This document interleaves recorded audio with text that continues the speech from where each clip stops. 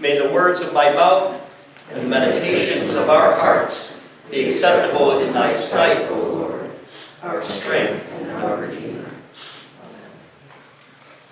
As I said at the start, today we begin a new 2-week series on prayer. This week we are looking at finding time in our lives for prayer and how to get balance in our lives so we can do important things like pray.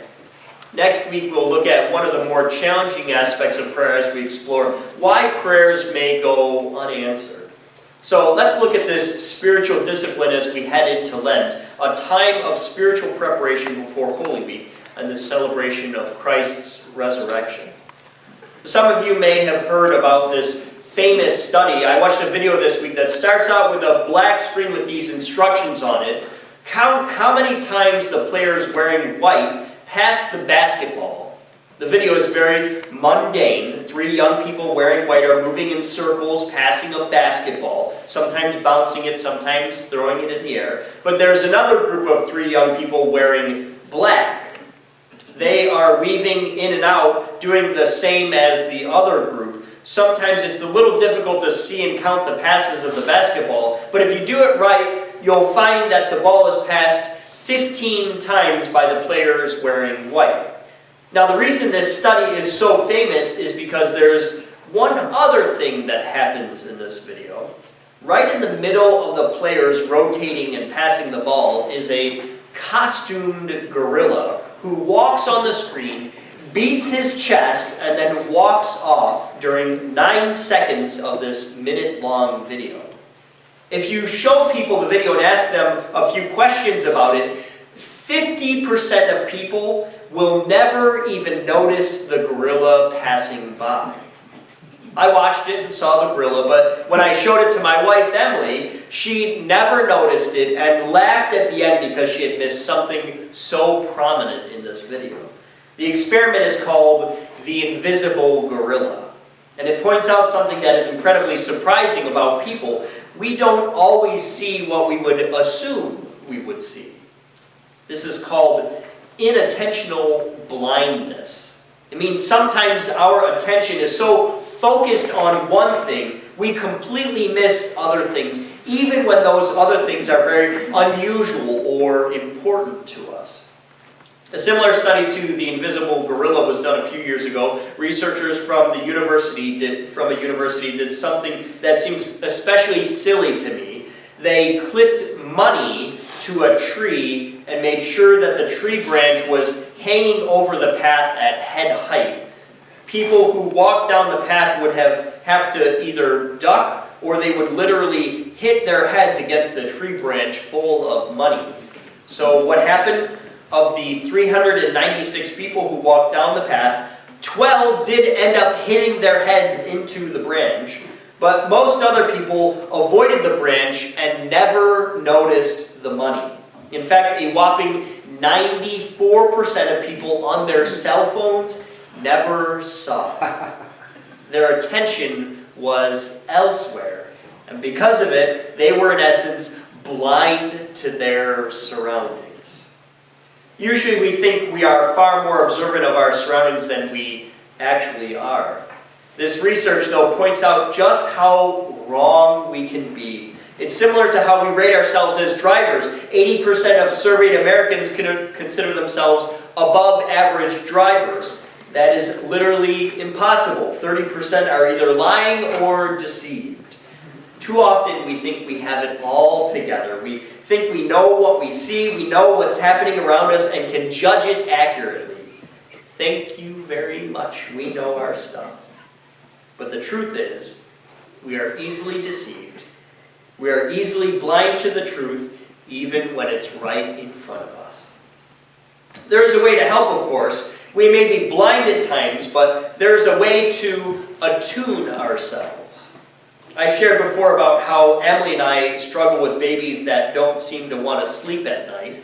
Because of it, I have never been more keenly aware of how important sleep is to literally everything I do in life. My physical and mental abilities are so dramatically affected by a lack of sleep. Davey has been sleeping through the night for some time now, and I'm finally starting to sleep better because of it. But 2 weeks ago, he was a little sick with the sniffles, a cough, and a sore throat. It was making it hard for him to sleep, so he wanders into my room at 2 in the morning and asks if he can snuggle in bed with me. And I think, sure, fine. I don't care what he does as long as he gets back to sleep. So I let him in, and boy, was that a huge mistake. Not only did I not sleep well that night with all his rolling around, coughing, and crying, it also meant the next night he had a new expectation. If he woke up in the middle of the night, he could just come on over and sleep with Dad. So we've had this new battle raging because I allowed an important boundary for me be unwittingly violated. Emily and I know we could just punish him for violating this boundary, but we don't work quite that way. Instead, we've incentivized good behavior. Now Davey is working on 10 nights of staying in his own bed so our train-loving son can earn a ride on the Pascack Valley Rail Line. 10 days will likely take care of this little problem. He'll be back to his old pattern of staying in his own room through the night, and we will have reestablished an important boundary that allows everyone to get their sleep. Healthy boundaries help us to focus on what is most important. At times, I find it difficult to maintain those boundaries. People want more and more of you, but there's only so much to give. When I have given too much, I am no longer focused on what God calls me to do. Instead, I simply become focused on me. I get wrapped up in my own stuff, unable to see what is truly important. Sometimes I am unable to see what is right smack in front of me, like the gorilla walking across the screen or the money hanging from a tree branch. Obvious problems and obvious solutions can seem elusive when we don't keep healthy boundaries intact. There's a joke about a local bar which has a bartender they believe to be the strongest man around. They are so sure they have a standing bet for $1,000 he will squeeze a lemon, and if anyone can get one more drop out of the lemon, they get the money. A bunch of people try and no one can get even one drop out of it. Until one day this scrawny guy with glasses comes in and says he'd like to try the bet. The bartender squeezes the lemon and passes it over. The crowd sits silently as the little guy takes it and amazingly squeezes 6 drops out of the lemon. The crowd cheers and the bartender pays the $1,000 and asks him, "What do you do for a living? A weightlifter? A lumberjack?" And the little man says, "No, I work for the IRS."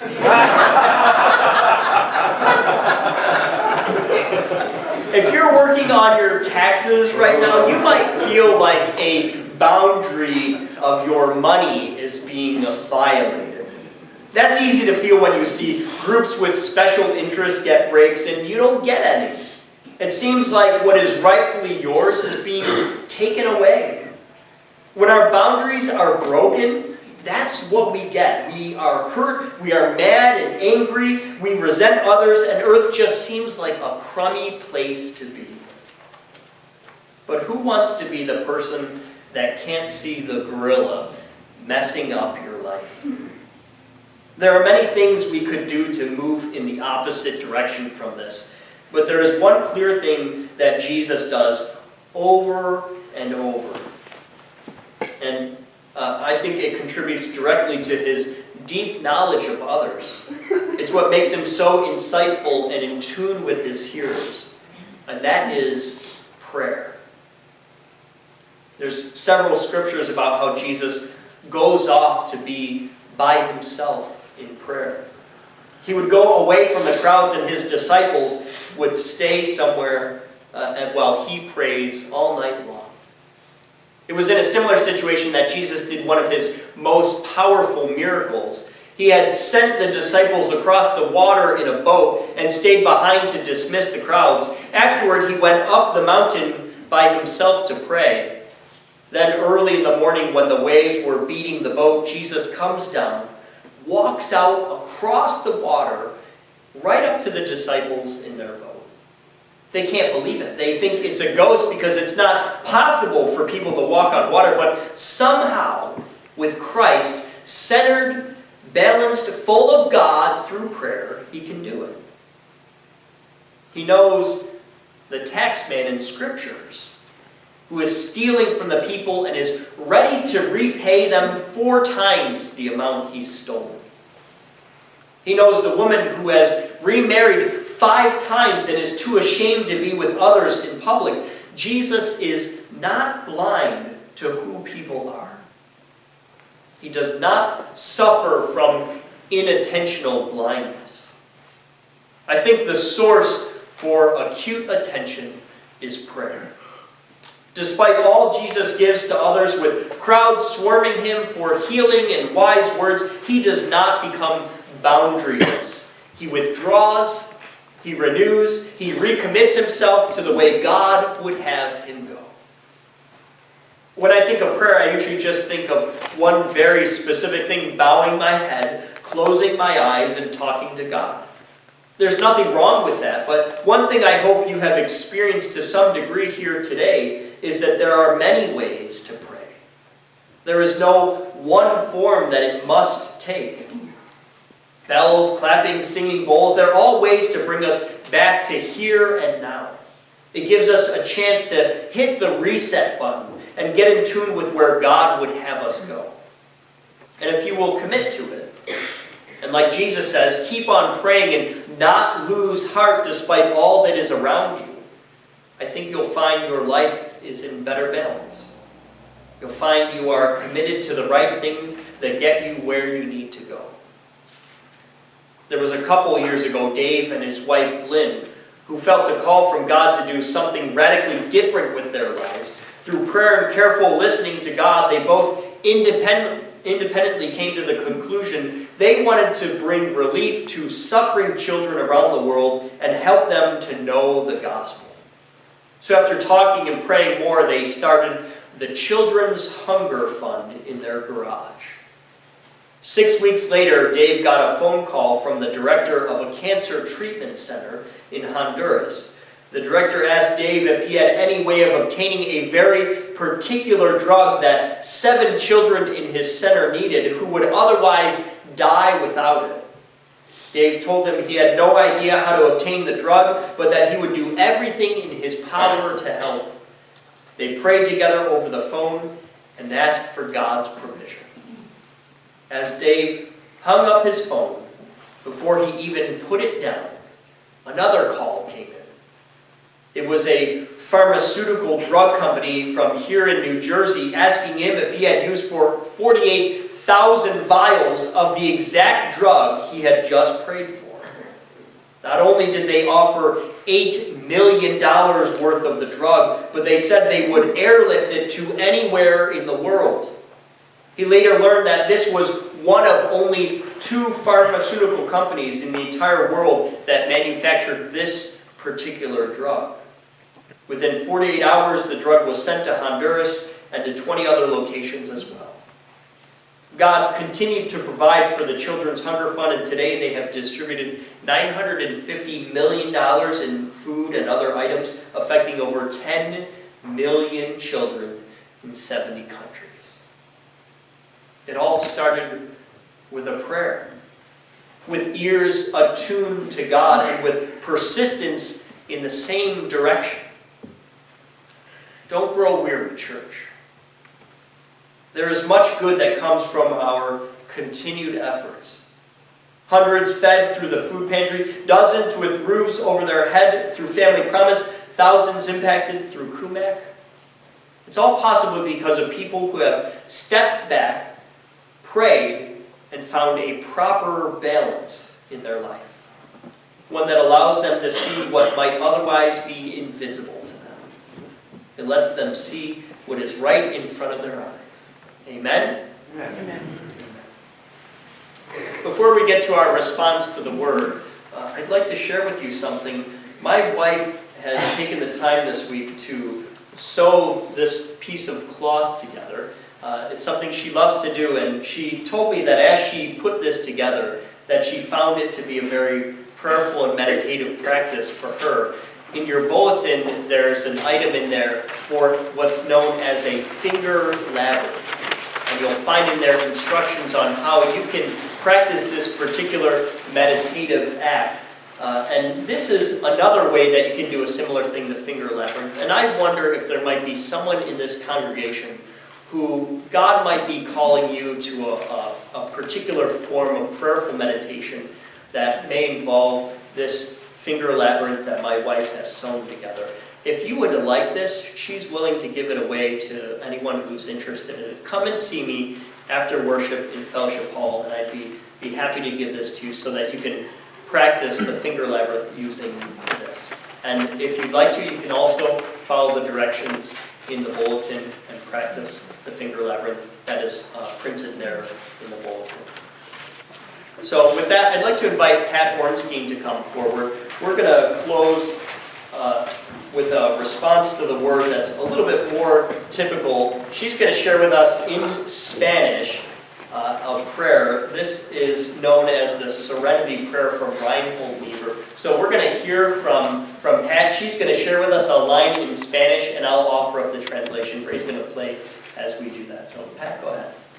Dios, concédanos la serenidad God, grant me the serenity para aceptar las cosas que no puedo cambiar, to accept the things I cannot change, el valor para cambiar las cosas que puedo cambiar, courage to change the things I can, y la sabiduría para conocer la diferencia, and wisdom to know the difference, viviendo un día a la vez, living one day at a time, disfrutando un momento a la vez, enjoying one moment at a time, aceptando las adversidades, accepting hardships as the pathway to peace, mundo pecador tal y como es, taking as he did y como me this sinful world as it is, gustaría que fuera,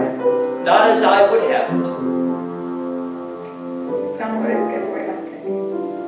Creyendo que tú haces que todas las cosas están trusting that he will make all things bien y yo me entrego a tu voluntad. right if I surrender to his will, De mundo que pueda ser razonablemente feliz en esta vida, that I may be reasonably happy in this life increíblemente feliz contigo en la 50. Amén. and supremely happy with him forever in the next. Amen. I invite you, let's stand and sing His Eye is on the Sparrow, number 2146 in the black.